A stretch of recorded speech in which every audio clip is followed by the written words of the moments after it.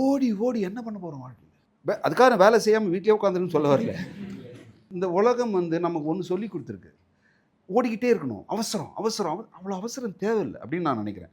கொஞ்சம் ரிலாக்ஸ்டாக இருந்தால் நம்ம புரிஞ்சுக்கிறதுக்கு கொஞ்சம் கொஞ்சம் டைம் வேணும்.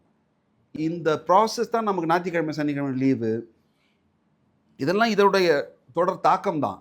அப்படி தான் ஒரு சிஸ்டம் டெவலப் ஆகுது. ஆனால் இந்த சிஸ்டத்தையும் நீங்கள் நம்ம விட்டு ஞாயிற்றுக்கிழமை வேலை பார்த்துட்டு இருக்கோம் இல்லையா? இப்போ ஞாயிற்றுக்கிழமைங்கிறது சும்மா ஒரு சிஸ்டமேட்டிக்காக இருக்கே தவிர, பட் ஒரு every human being need space. இந்த டம்ப்னஸ் இருக்குல்ல, அதாவது ஒன்றுமே பண்ணாமல் ஒன்று இருக்குல்ல, ஒரு மொமெண்ட் இருக்குல்ல, அதுதான் உலகத்தில் ஒரு மனுஷனுடைய உன்னதமான டைம். ஏன்னா அப்போ தான் அது பாடி வந்து அது மைண்டு பாடி எல்லாம் வந்து இது பண்ணும். இப்போ நம்ம லிவர் சொல்லுவாங்கள்ல, நைட் அந்த 3 to 4 வந்து அதுதான் தன்னை தயார்படுத்திக்கிறது. மனுஷனுக்கும் அது அந்த தாட்டுக்கும் அது ஒரு இது இருக்குல்ல, ஒரு ஹியூமனுக்கு அது தேவைப்படுது, மைண்டுக்கே தேவைப்படுது, ரொம்ப முக்கியம் அது.